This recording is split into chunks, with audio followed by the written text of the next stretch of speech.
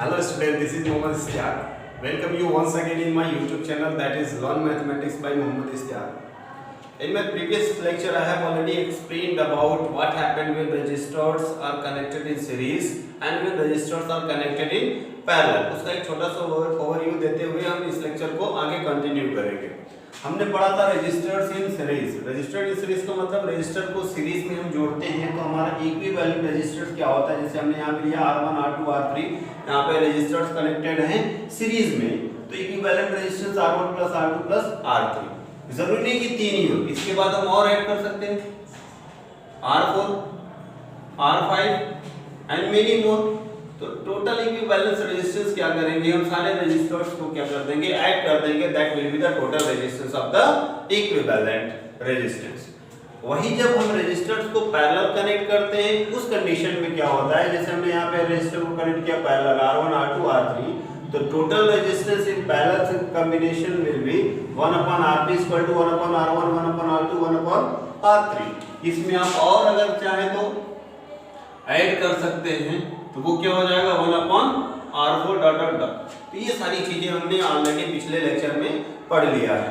अब अगर हम बात करें एडवांटेजेस ऑफ पैरेलल कॉम्बिनेशन, जो हमारे घर में जितने भी एप्लायंसेस है आपको क्या लगता है वो सीरीज कॉम्बिनेशन है या पैरेलल कॉम्बिनेशन है? पैरेलल कॉम्बिनेशन है माय डियर स्टूडेंट. इसलिए पैरेलल कॉम्बिनेशन है क्योंकि different appliances need different current. और रेजिस्टर्स हमने पढ़ा है कि ये क्या करता है, अपोज द इलेक्ट्रिक करंट. ये करंट का क्या करता है, अपोज करता है. तो इसलिए अगर हम रेजिस्टर्स को सीरीज में कनेक्ट करते हैं और रेजिस्टर को पैरेलल कनेक्ट करते हैं तो क्या होता है, उसके एडवांटेज में हम ये सारी चीजें डिटेल में समझेंगे. फर्स्ट पॉइंट लिखा हमने, in series combination when one registers fails the circuit is broken. Series combination में अगर ये R1 रजिस्टर फेल हो गया तो पूरी की पूरी सर्किट क्या हो जाएगी, फेल हो जाएगी, कोई कंपोनेंट काम नहीं करेगा. But on the other hand अगर हम इसकी बात करें, सपोज R4 से रजिस्टर क्या हो गया, फेल हो गया, काम करना बंद कर दिया, फिर भी ये सारे रजिस्टर्स क्या होंगे, चलते रहेंगे. Why? Because they need different current. और रजिस्टर में जब पैरेलल कनेक्शन होता है तो क्या होता है, सबको अलग अलग इलेक्ट्रिक करंट मिलता है, सबको अलग अलग इलेक्ट्रिक करंट मिलता है. तो ये चले जाने के बाद भी ये तीनों रजिस्टर क्या करेंगे, काम करेंगे, वर्क करेंगे. देखिए क्या है, different appliances require different current. अलग अलग एप्लायंसेस अलग अलग इलेक्ट्रिक करंट की रिक्वायरमेंट रखते हैं. जैसे फैन को इलेक्ट्रिक करंट कुछ अलग चाहिए, रेफ्रिजरेटर को अलग चाहिए. तो ये कॉम्बिनेशन हमारा रजिस्टर्स कॉम्बिनेशन में नहीं हो पाएगा. क्यों नहीं हो पाएगा, क्योंकि हमने बताया है कि रजिस्टर्स में जो कनेक्ट होते हैं सीरीज में तो उसमें इलेक्ट्रिक करंट क्या होता है, कांस्टेंट होता है. जितना फैन को जाएगा उतना रेफ्रिजरेटर को जाएगा, उतना कूलर को जाएगा. तो ये कॉम्बिनेशन में ये चीज फुलफिल नहीं करेगी. थर्ड पॉइंट है, total resistance in parallel combination is less as compare to the series combination. जितना कम रेजिस्टेंस होगा उतना ही फ्लो वाटर करंट का फ्लो ज्यादा होगा. क्यों ऐसा है, क्योंकि हमने पढ़ा है कि रेजिस्टेंस क्या करता है, अपोज करता है इलेक्ट्रिक करंट का. तो total resistance in parallel combination is less compare to the series combination. अगर आप टोटल रेजिस्टेंस निकालें किसी भी रेजिस्टेंस का सीरीज में और पैरेलल में, तो पैरेलल का जो रेजिस्टेंस आएगा वो क्या आएगा, as compare to series combination बहुत ही कम होगा. इसलिए हमारे घरों के जितने भी एप्लायंसेस होते हैं उनको पैरेलल कनेक्ट किया जाता है. अभी इसका आप एक स्क्रीनशॉट ले लो. इसके बाद जो नेक्स्ट टॉपिक है उसको हम यहाँ पे स्टार्ट करेंगे. Next topic is heating effect of electric current. ये बहुत ही इंपॉर्टेंट टॉपिक है क्योंकि इस पे न्यूमेरिकल्स भी हैं. हीट के आपके 4 फार्मूले मिलेंगे जिससे आपको न्यूमेरिकल सॉल्व करने में आसानी रहेगी. तो उस पॉइंट ऑफ व्यू से देखा जाए तो this is very important topic. तो heating effect of electric current का मतलब क्या हुआ, इलेक्ट्रिक करंट की वजह से जो हीट जनरेट होता है उसी को हम heating effect of electric current बोलेंगे. जैसे आप खुद देखिए, फैन अगर चल रहा है, आफ्टर सम टाइम अगर आप फैन को टच करके देखेंगे तो वो गर्म दिखेगा. फ्रिज चल रही है, उसको भी टच करके देखेंगे तो क्या होगा, वो गर्म दिखेगा. तो ये ऐसा क्यों हो रहा है, this is just because of heating effect of electric current. Electric current के कंटिन्यू फ्लो होने से वो हीट जनरेट होती है, उसी को हम बोलते हैं heating effect of electric current. देखो यहाँ पे डेफिनेशन देख लेते हैं. If a conductor is purely resistive, अगर कोई भी कंडक्टर है जो प्योरली रेजिस्टिव है, जो इलेक्ट्रिक करंट का अपोज करता हो, the source of energy continuously get dissipated, जो जहां से वो एनर्जी आ रही है जिस सोर्स से, उसकी एनर्जी क्या होती है, कंटिन्यूअसली कम होती रहती है in the form of heat, heat के फॉर्म में कम होती रहती है। This phenomena is called heating effect of electric current. मतलब सिंपल सी बात है, जो करंट की वजह से जो हीट जनरेट होता है उसी को हम बोलते हैं heating effect of electric current. अब यहाँ पे जैसे हमने एक प्योरली रेजिस्टिव कंडक्टर ले लिया, एक वायर लिया हमने, इस वायर में फ्री इलेक्ट्रॉन्स होंगे, they can move in any direction, right, as I have already told you. अभी इस वायर को हमने क्या किया, बैटरी के साथ कनेक्ट कर दिया। इस वायर को जैसे ही हमने बैटरी के साथ कनेक्ट किया तो all electron will move in this direction, simple, क्योंकि नेगेटिव चार्ज होता है इलेक्ट्रॉन पे, वो हमेशा पॉजिटिव चार्ज की तरफ क्या करेंगे, फ्लो करेंगे। तो अब देखिए जो यहाँ पे हीट की बात कर रहे हैं, heat is a form of energy, है कि नहीं। हीट जो है ये किसकी फॉर्म है, एनर्जी की फॉर्म है, और एनर्जी क्या है, वर्क की फॉर्म है कि नहीं। अगर हीट को S से हम डिनोट करें, एनर्जी को E से डिनोट करें और वर्क को W से डिनोट करें, कोई फर्क है, नहीं फर्क है, सब क्या है यहाँ पे सेम है, दे ऑल आर इक्वल। तो अगर हम वहां पे एक जो पोटेंशियल डिफरेंस है उसका फार्मूला लेकर के चलें, अब बात आती है हीट जनरेट कैसे होता है, सिंपल। तो ये जो इलेक्ट्रॉन्स हैं अब क्या करेंगे, इस डायरेक्शन में मूव करना स्टार्ट करेंगे।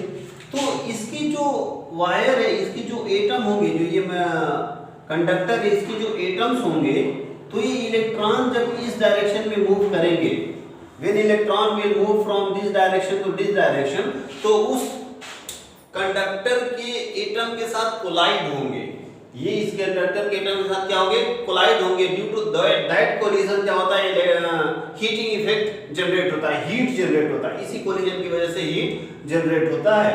तो यहाँ पे अगर हम पोटेंशियल डिफरेंस का फार्मूला लेके चले, potential difference is equal to work done upon charge, है ना।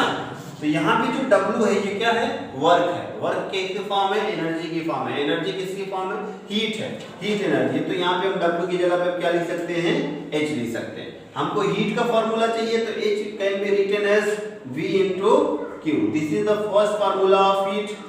अब हमको पता है कि I is equal to Q upon T। अब यहाँ पे Q की वैल्यू हम निकाल लेंगे तो क्या हो जाएगा, Q is equal to I T। अब Q की जगह पे हम क्या लिखेंगे, I T लिखेंगे यहाँ पे। तो H is equal to V, Q की जगह पे हमने लिख दिया I और T। ये first equation, second equation of heat. अगर हमको पता है V is equal to क्या होता है, I R, according to Ohm's law. Ohm's law में हमने पढ़ा V is equal to क्या होता है, I R। तो अब यहाँ पे V की जगह पे अगर हम I R रख दें, H is equal to V into, sorry, V की जगह पे हमको क्या लिखना है, I R into I T। तो this can be written as H is equal to I square R T।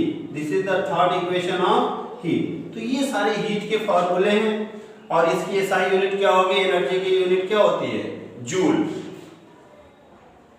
SI unit of heat is joule. तो this is all about heating effect of electric current. जो current की वजह से जो heat generate होगा उसी को हम heating effect of electric current बोलेंगे। तो ये इसका आप एक स्क्रीनशॉट ले लो। इसके बाद नेक्स्ट जो है हीटिंग इफेक्ट ऑफ जूल का कॉन्सेप्ट हम क्लियर करेंगे। So next topic is joules law of heating.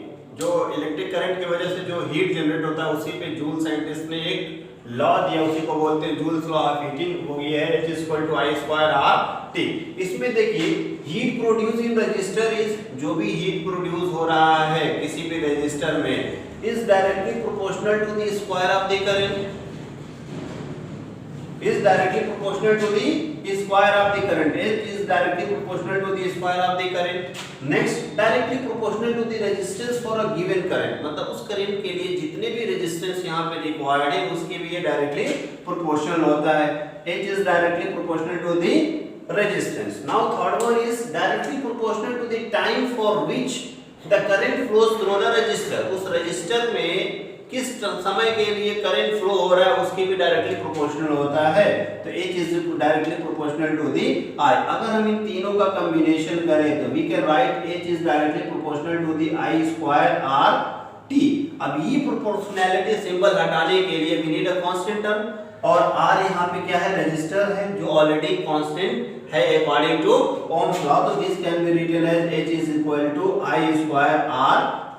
This is the joule law of heating, इसी को हम जूल लॉ ऑफ हीटिंग बोलते हैं। इसका एक स्क्रीनशॉट ले लो, नेक्स्ट टॉपिक स्टार्ट करो। The next topic is application of heating effect. Heating effect के कुछ एप्लीकेशन है। What are those applications, let me discuss with you. दो एप्लीकेशन है, वो दो एप्लीकेशन क्या है। फर्स्ट एप्लीकेशन की अगर हम बात करें तो कुछ ऐसे भी डिवाइसेस होते हैं जिनको हीटिंग इफेक्ट चाहिए, और कुछ ऐसे डिवाइस होते हैं जिनको हीट नहीं चाहिए। जैसे अगर हम फर्स्ट एप्लीकेशन की बात करें तो आप यहाँ पे देखिए, फर्स्ट एप्लीकेशन में heating is desirable devices like heater, electric iron and fuse etcetera. ये सारे ऐसे डिवाइस हैं जिसमें हीट की रिक्वायरमेंट होती है। अगर हम सेकेंड एप्लीकेशन की बात करें तो heating is undesirable in devices such as computer. Computer में भी हीट की जरूरत नहीं होती है। रेफ्रिजरेटर, इसमें भी हीट की जरूरत नहीं होती। तो ये दो एप्लीकेशन है जो हीटिंग इफेक्ट पे।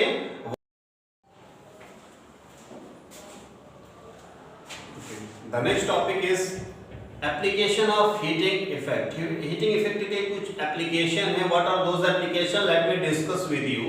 दो एप्लीकेशन है, वो दो एप्लीकेशन क्या है। फर्स्ट एप्लीकेशन की अगर हम बात करें तो कुछ ऐसे भी डिवाइसेस होते हैं जिनको हीटिंग इफेक्ट चाहिए, और कुछ ऐसे डिवाइस होते हैं जिनको हीट नहीं चाहिए। जैसे अगर हम फर्स्ट एप्लीकेशन की बात करें तो आप यहाँ पे देखिए, फर्स्ट एप्लीकेशन में heating is desirable devices like heater, electric iron and fuse etcetera. ये सारे ऐसे डिवाइस हैं जिसमें हीट की रिक्वायरमेंट होती है। अगर हम सेकेंड एप्लीकेशन की बात करें तो heating is undesirable in devices such as computer. Computer में भी हीट की जरूरत नहीं होती है। रेफ्रिजरेटर, इसमें भी हीट की जरूरत नहीं होती। तो ये दो एप्लीकेशन हैं जो हीटिंग इफेक्ट पे वर्क करते हैं। Third and most important topic is power. Power आप ऑलरेडी क्लास 9 में पढ़ चुके हैं कि व्हाट इज पावर। तो ये उसकी डेफिनेशन रही। This is the definition of power. Electric energy consumed per unit time in an electric circuit is called electric power. मतलब पर यूनिट टाइम में जितनी इलेक्ट्रिक एनर्जी कंज्यूम्ड हो रही है उसी को हम क्या बोलेंगे, इलेक्ट्रिक पावर बोलेंगे। हमने पढ़ा है power is equal to work done upon time. हमने लिखा work done upon time. Work क्या है, एक एनर्जी की फॉर्म है, और किस एनर्जी की हम बात कर रहे हैं, हीट की बात कर रहे हैं। तो W can be written as H। तो हमारे पास पावर का फार्मूला हो गया P is equal to H upon T। This is the first formula. अब यहाँ पे हमने इससे पहले पढ़ा था heating effect of electric current, तो हमने ये फार्मूले निकाले थे वहाँ पे। तो by putting the different values of H we will get the different values of P। अब यहाँ पे देखो सेकेंड में अगर हम बात करें P इज इक्वल टू, अब H की जगह पे हम ये वाला अगर रखें, H की वैल्यू क्या रखें, VIT। तो VIT डिवाइडेड बाय T। तो T गॉट कैंसिल आउट, तो हमारे पास आ जाएगा P is equal to V into I। Second equation of power.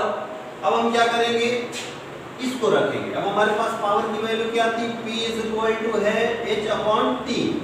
अब यहाँ पे H की वैल्यू क्या रखना है, I स्क्वायर RT। तो I square RT divided by T। T got cancel out, value क्या बच जाएगी, P is equal to I square R। This is the second equation of, third equation of power. अब last में हम क्या रखेंगे, H की जगह पे V square T upon R। और हमारे पास फार्मूला क्या है, P इज इक्वल टू है H अपॉन T। H की वैल्यू हमको क्या रखना है, V square T upon RT। T से T गॉट कैंसिल आउट, तो हमारे पास P इज इक्वल टू हो जाएगा V स्क्वायर अपॉन R। तो ये चार इक्वेशन बने किसके, पावर के। तो ये सारे इक्वेशन वाइज न्यूमेरिकल बहुत ही हेल्पफुल होंगे। तो ये सारी इक्वेशन आपको याद होने चाहिए, कैसे आए वो भी आपको पता चल गया यहाँ पे। तो this is all about power. अगर हम SI यूनिट की बात करें पावर की, तो उसको हम बोलते हैं watt, which can be written as W। ठीक है, तो this is all about power. तो इसका आप स्क्रीनशॉट लो। एक छोटा सा टॉपिक बच गया, commercial use of electric current वो हम अभी डिस्कस कर लेंगे। इसका स्क्रीनशॉट ले लीजिए। तो this is your last topic of this chapter, that is commercial use of electric current. Electric current का कमर्शियल यूज क्या है? जो भी हम घरों में इलेक्ट्रिक करंट यूज करते हैं उसका हम बिल पे करते हैं, वो बिल कैसे पे होता है? इस वजह से होता है हम उसकी कितनी यूनिट ऑफ इलेक्ट्रिक करंट हमने यूज किया उसके अकॉर्डिंग हमको पेमेंट करनी रहती है। तो ये यूनिट जो हमने पढ़ा है, एक यूनिट क्या होगा? वो होता है 1 किलोवाट आवर। इतना अगर आपने यूज किया तो वो 1 यूनिट ऑफ इलेक्ट्रिक करंट होगा, जिसकी वैल्यू होती है 3.6 × 10⁻6 जूल। अब यहाँ पे देखिए 1 किलोवाट मतलब यहाँ पे 1000 वाट मिल करके क्या बनाएंगे? 1 किलोवाट बनाएंगे, है कि नहीं? अगर हम इसको टोटल एक्सप्रेस करना चाहें जूल के फॉर्म में तो कितना होगा? तो अब देखो यहाँ पे 1 किलोवाट मतलब 1000, कितना? 1000 इंटू आवर। आवर को हमने मिनट में चेंज किया, उस मिनट को हम क्या करेंगे? सेकंड में चेंज करेंगे। तो दिस विल बी 6 6 36, ये आया। इतना जूल जो है एक यूनिट में इतनी वैल्यू होती है, जिसको हम बोलते हैं commercial use of electric current. तो यहाँ पे गाइस आपका चैप्टर खत्म होता है। मैं उम्मीद करता हूँ कि सारे लेक्चर आपने देखे होंगे और सारे कॉन्सेप्ट आपको क्लियर हो गए होंगे। Still if you have any doubt you can ask your doubt. आप कमेंट में लिख दीजिए कि हमको ये चीज़ नहीं समझ में आई है। अब इस चैप्टर के जितने भी न्यूमेरिकल्स प्रॉब्लम है उसको हम अगले चैप्टर में, अगले लेक्चर में अपलोड करेंगे। Thanks for watching guys.